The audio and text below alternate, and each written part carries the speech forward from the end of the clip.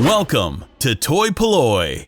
Hello and welcome to another video from toy-polloi, and in today's video we're going to be restoring these two vintage Star Wars Han Solo figures.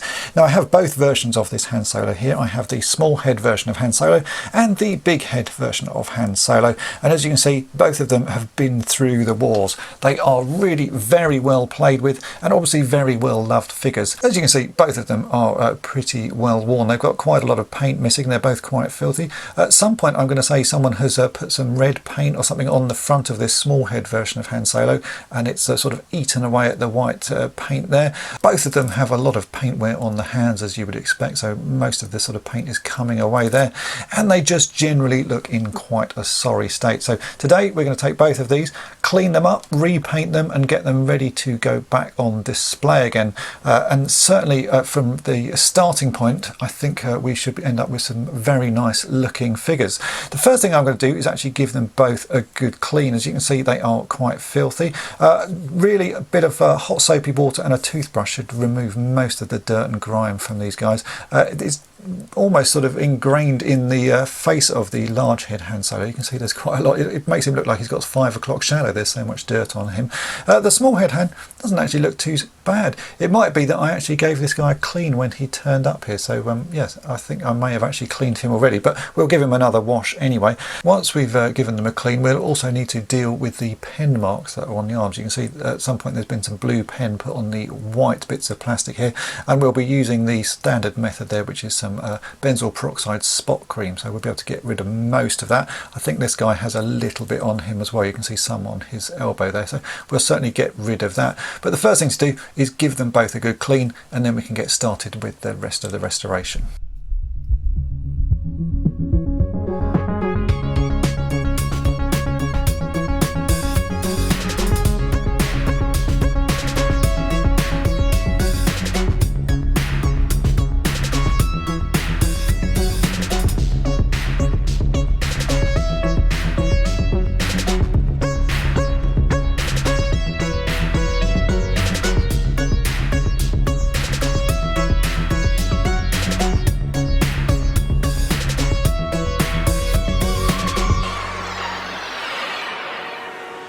Okay, after a good clean, these are already looking a whole lot better. You can see here that Han's lost his sort of 5 o'clock shadow and it's actually got quite a reasonable condition face. The eyes are a little bit warm, but we can fix that.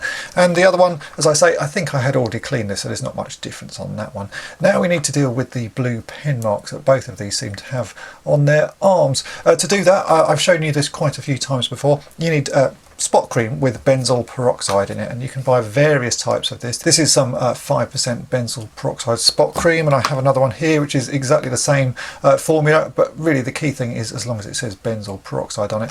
And what you do is you put a blob of this onto the area with the ink, and then you put it in the sun or sort of a nice bright area, but it needs UVs to sort of get it working. So if you have one of the UV lights you can use that. I don't, so I end up just using the sunshine, and it seems to work quite well. At this time of the year it's going to take a little bit longer than normal just because there's not a great deal of sunshine in the UK. It's mid-December now, so it's pretty dark, but it will still work. You just have to give it a few more days than you would have to in the summer. Actually that tube looks like it is empty. I think that's why I've obviously bought the other tube. So let's move on to this second tube of benzoyl peroxide spot cream. It's pretty much the same stuff, so yeah, just a liberal amount of that over the affected area. And yeah, put it in the sun. I can see there's a little bit on that side as well. It takes a few applications. If you want the benzoyl peroxide cream not to dry out, then wrap it in some cling film or something like that. You do both ways with this. Sometimes I just let this stuff dry out, wash it off and reapply it, and other times I will wrap it in cling film. In this instance I will just put this on, put it on the windowsill. I'll let it dry out and wash it off each time, and that is pretty much it. I'm now going to go and put these on the windowsill, and I will keep reapplying this until the ink marks have gone. After 3 days and a few applications of the benzoyl peroxide cream, I've managed to get rid of most of the marks. You can see that arm is actually looking pretty reasonable now. And if we look at the other hand, you can again see that one is almost gone. I think there's just a slight blue tinge just left there on the end of the elbow. I could probably do 1 more day's worth of benzoyl peroxide and that would get rid of that. But actually, on the whole you really can't see it. If the sunshine was a bit brighter it would have done a lot quicker, but as I say, I'm doing this in the middle of the winter, so we just have to sort of take our time on it. But we now have figures that are ready to go and ready to get painted. So first bit of painting we're going to do is we'll sort out the white paint. On this one he's not too bad, he's got a few little scuffs on his shirt there, and especially around the back of his neck and a little bit on his belt buckle. This guy really though has quite a lot of paint damage, so we're going to do a few coats of paint on this to get it sort of looking nice and white again. I'm going to be using Vallejo model colour paint, so this is just the flat white 70.951. It will take a couple of coats to cover that, certainly because of the dark sort of black in the middle of it, so I'm going to do a couple of thin coats, let it dry. At the end of all of this I will be putting a top coat on, because all of the paints I'm using here are a matte finish. So once I've finished everything I will be putting this satin varnish on, which gives the same sort of tonal finish that the vintage paint would have had. But first, yeah, let's get this white paint on. So basically a bit of white paint into my little palette here, and then I've got a couple of different size brushes. I've got a fairly thin one here because around the back of Hans' neck actually does get quite thin, so I need a thin brush for that. But as I say, possibly two coats, but we'll see, it may need a third one. But let's get the white parts painted first.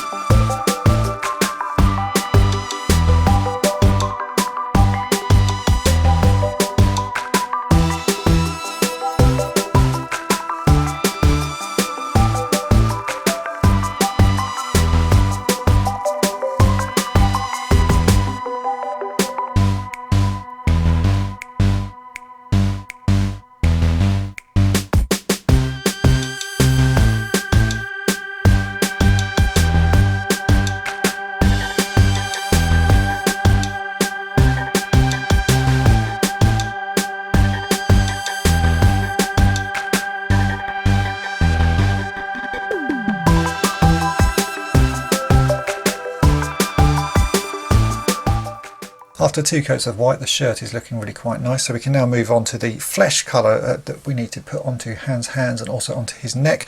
Now these two have slightly different tones to them. This one is a little bit more red and this one is a little bit more white, so I'm going to be mixing a few different bits to get the right colours here. The base that I use is a Humble number 61, which is a flesh tone. I will mix that with some of the white, the Vallejo white, and then because this one has a little bit more of a red tinge to it, I have some Humble 238 red, and I'll mix a tiny amount of that in. You can see here this is my mixing palette, so I've mixed them all together, and that bit in the middle is about the right colour for Hans' flesh. So I will just get those all painted. On this one I'm going to add a little bit more white to it because I think it just needs a tad more white to make it match, but the overall effect of this sort of mixture will be the base for the flesh colour for both of them.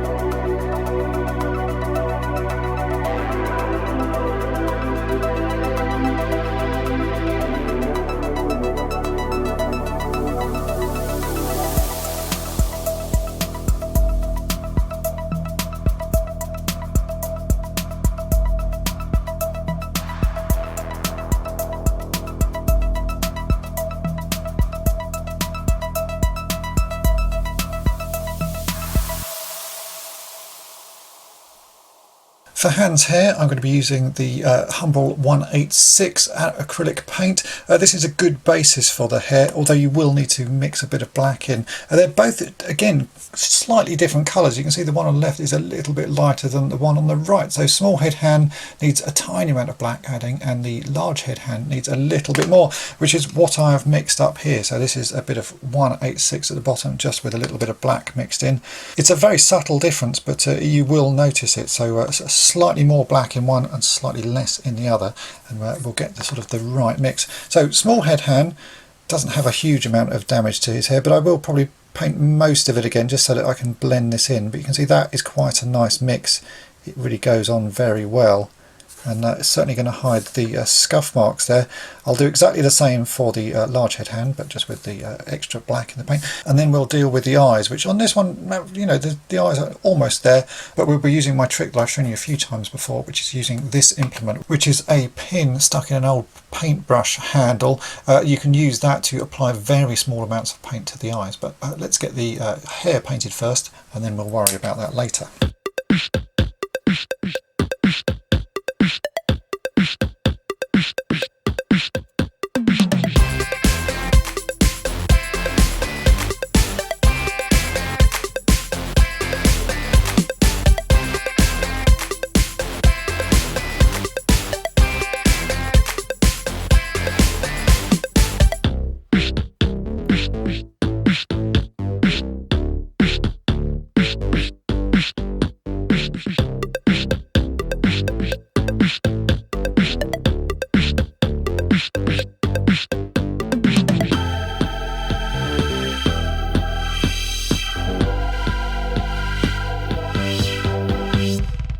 Now the eyes on these two aren't particularly bad, but it's still worth touching them up. And as I say, to do that I'm going to be using this, which is just a pin in an old paintbrush. To see a more extreme version of this repair, then check out my Farm Boy Luke restoration, because I did exactly the same job on that, but he pretty much had no eyes left at all. So what you do is you get a small amount on the end of the pin, and then you really just a small amount, and then you can just about sort of paint it on just with the pin tip. And if you put too much on, when it's dried, use the pin tip to scrape away what you don't need. It's just you have to let it dry before you do that. But you can see I can actually get quite a lot of control on this. And I'm just going to carefully put a little bit on his eyeball there. It's a lot easier with the camera out of the way, I have to say, but I can still do a reasonable job with everything here.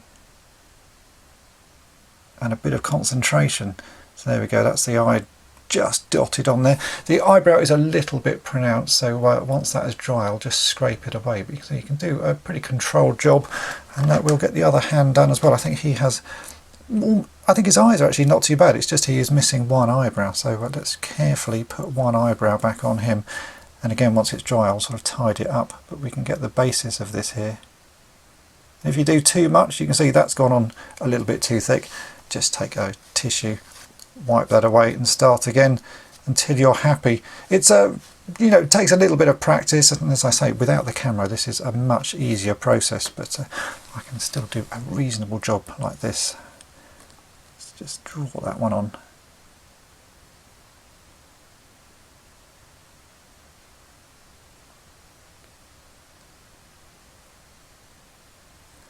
I go quiet when I'm doing this, I can't talk and do it.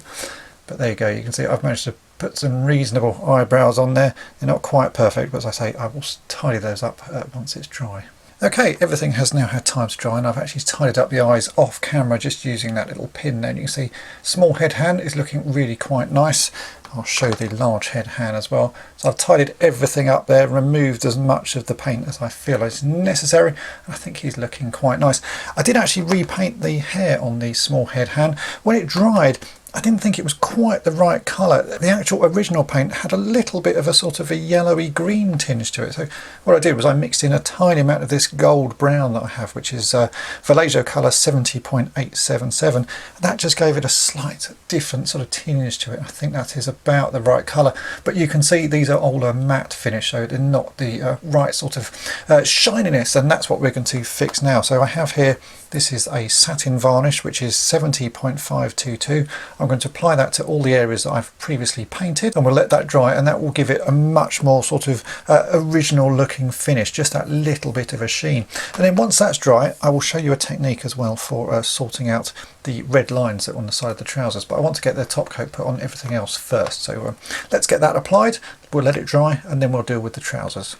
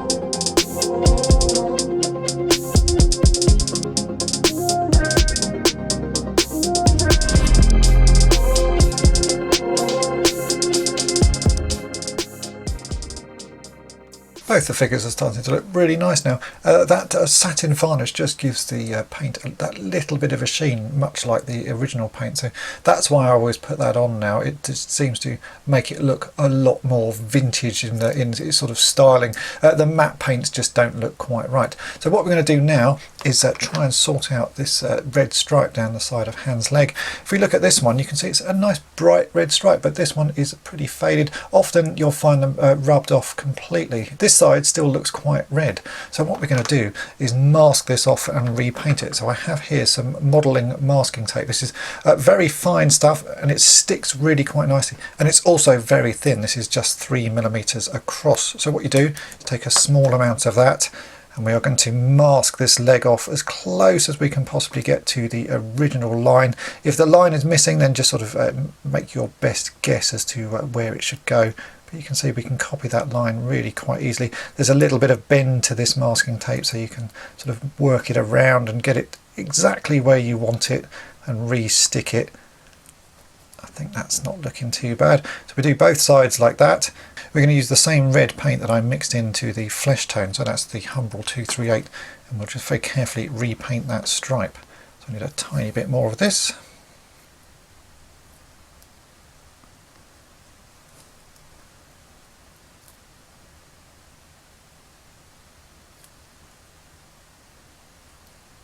I think that's about as close as I'm going to get, so let's get the paint ready. I can paint this on. I will also paint the satin varnish, and if there's any overlap or bits that have sort of bled out at the end, I can just scrape them away using the pin tool that I've shown you earlier on in this video. But yeah, let's get this painted and make it nice and bright red again.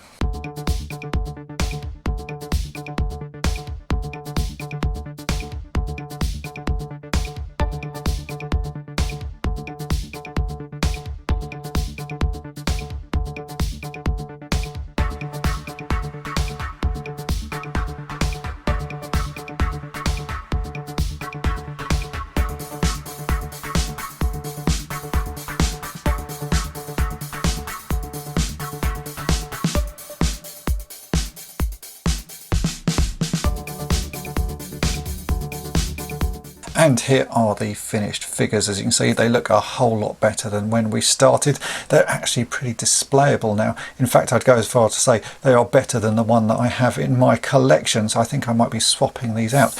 You can see that the red stripe that I put down Han's trouser really did work very nicely. So just using that little bit of modelling masking tape, which you can get from most modelling shops, I've been able to get a very nice sharp line there. Any of the excess that was sort of leaked out underneath or bled out underneath, I just scraped off with my little pin tool there, and you can see it's really very nice and sharp. If I turn it around, you can see that leg is how it originally was, and that's my repainted one. Very hard to tell indeed.